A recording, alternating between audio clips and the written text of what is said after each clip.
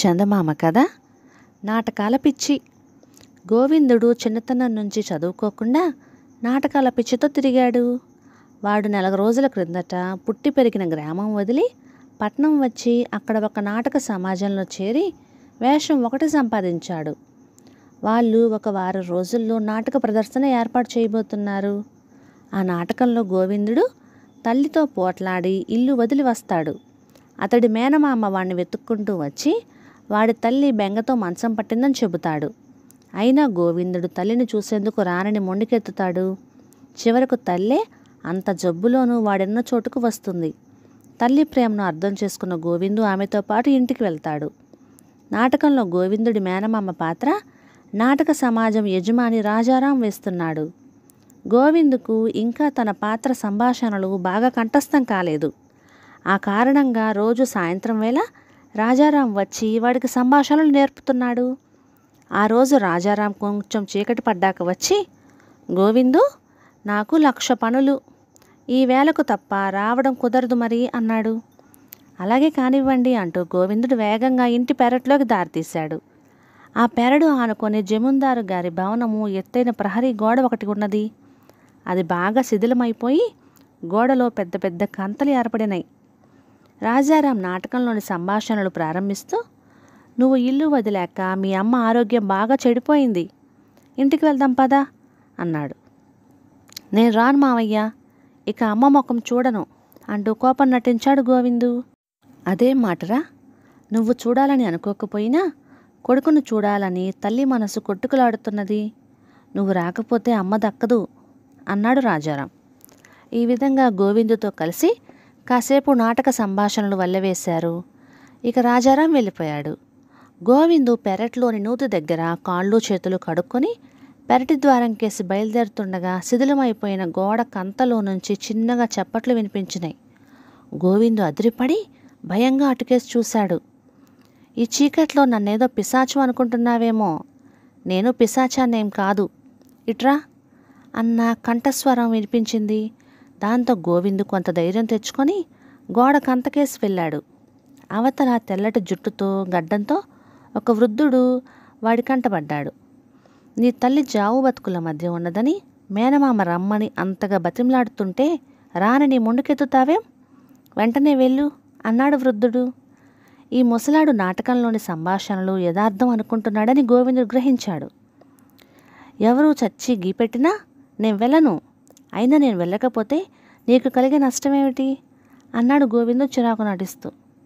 వృద్ధుడు 1-2 క్షణాలు ఏదో ఆలోచిస్తూ ఊరుకొని తర్వాత, అంత కోపం తెచ్చుకోకు, ఈ పక్కన ఉన్న భవనం నాదే, నేను నీలాగనే చిన్నతనంలో ఇంటి నుంచి పారిపోయాను, మా అమ్మ నా పేరే కలవరిస్తూ చనిపోయింది, ఆ తర్వాత నేను ఇల్లు చేరాను, కానీ ఏం లాభం అన్నాడు.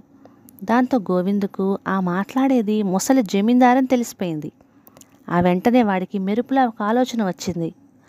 మాది తిండికి బట్టకు కటకటలాడే సంసారం, డబ్బు సంపాదించుదామని పట్నం వచ్చాను, మా గ్రామం చాలా దూరం, వెళ్ళాలంటే బోలెడు ఖర్చు అన్నాడు గోవిందు విచారపడుతున్నట్టు. ఆ జవాబుకు ముసలి జమీందారు పెద్దగా నవ్వి, నిన్ను తీసుకుపోదామని వచ్చిన మేనమామ ఆ బోలెడు ఖర్చుకు సరిపడా డబ్బు తెచ్చే ఉంటాడు, అయినా నేను ఇస్తానులే, ఆగు, ఒంటరివాణ్ణి, డబ్బుకేం కొదవలేదు అంటూ గోడ కంత దగ్గర నుంచి వెళ్ళిపోయాడు. ఒక పావుగంట గడిచింది. శిథిలమైన గోడ పక్కన చీకట్లో నిలబడి ఉన్న గోవిందుకు తనతో మాట్లాడింది ముసలి జమీందారా లేక ఏదైనా పిశాచమా అన్న అనుమానం కలిగింది.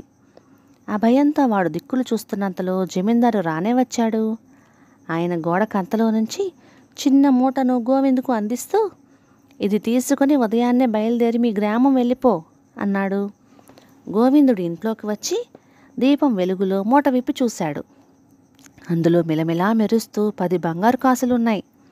సంతోషంగా వాడు వాటిని తిరిగి మూట కట్టి తన బట్టల పెట్టెలో అడుగున దాచేశాడు.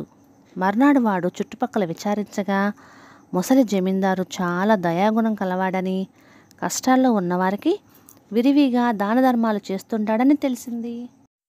ఈ సంగతి విన్నాక గోవిందుకి ముసలి జమీందారు నుంచి కొంత డబ్బు సంపాదించాలని ఆశ పుట్టింది. ఆ రోజు చీకటి పడుతూనే రాజారాం వచ్చాడు. ఇద్దరూ కలిసి పెరట్లోకి వెళ్ళారు.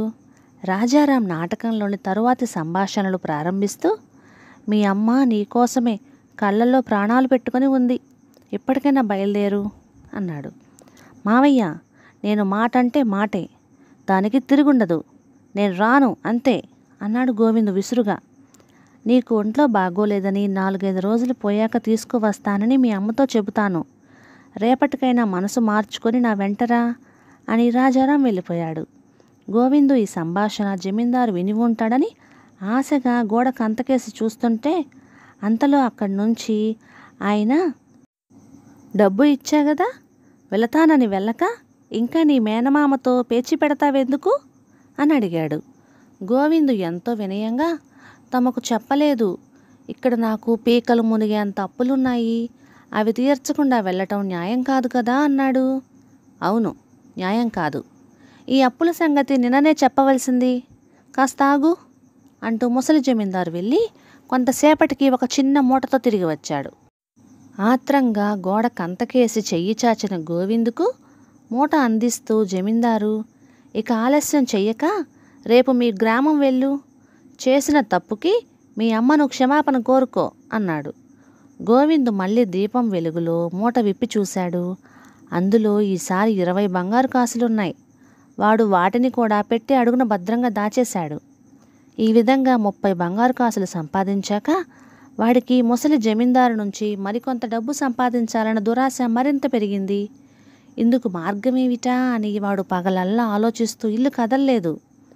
ఆ రోజు సాయంత్రం రాజారాం వస్తూనే, గోవిందు, నాటకం ముగింపులో చిన్న మార్పు చేయడం జరిగింది. తల్లి పాత్ర చనిపోవడం ద్వారా కొడుకులో బాగా పశ్చాత్తాపం కలిగించాలనుకున్నాం. ఆ మారిన సంభాషణలు చెబుతారా అంటూ గోవిందుని పెరట్లోకి తీసుకుపోయి, అంతా అయిపోయింది, తల్లి కొడుకుల రుణం తీరిపోయింది. నీకు ఒంట్లో బాగోలేదని చెప్పగానే మీ అమ్మ అంత జ్వరంలోనూ బాడుగ బండిలో నీ దగ్గరకు వచ్చేందుకు బయలుదేరింది. కానీ ఏం లాభం, బండి గ్రామం దాటిందో లేదో నిన్నే తలుచుకుంటూ కళ్ళు మూసింది అన్నాడు. గోవిందు అయిష్టంగా తలాడిస్తూ ఏదో అనబోయేంతలో ముసలి జమీందారు గోడకు అంతవైపు నుంచి పెద్దగా, ఒరే దుష్టుడా, ఇలా జరుగుతుందని నాకు మొదటి నుంచి అనుమానంగానే ఉన్నది, వస్తున్నానుండు అంటూ కేక పెట్టాడు.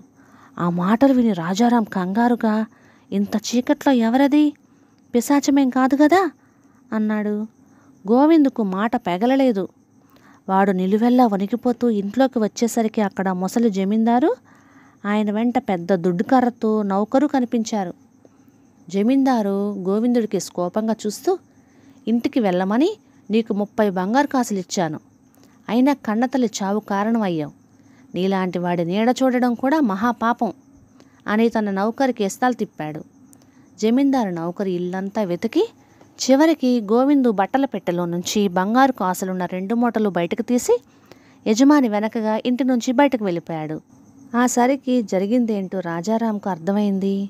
అతడు పళ్ళు కొరుకుతూ గోవిందు కేసు చూసి, నాటకంలోని సంభాషణలు నిజమనుకొని జమీందారు నీకు అంత బంగారం ఇచ్చాడన్నమాట, నాతో ఆ సంగతి మాట వరుసకైనా అనలేదు, నీ స్వార్థమే నిన్ను దెబ్బతీసింది, నీలాంటి దురాశాపరుడికి నా నాటక సమాజంలో చోట్లేదు, మరేనాడు అటుకేసి రాకు అంటూ వెళ్ళిపోయాడు.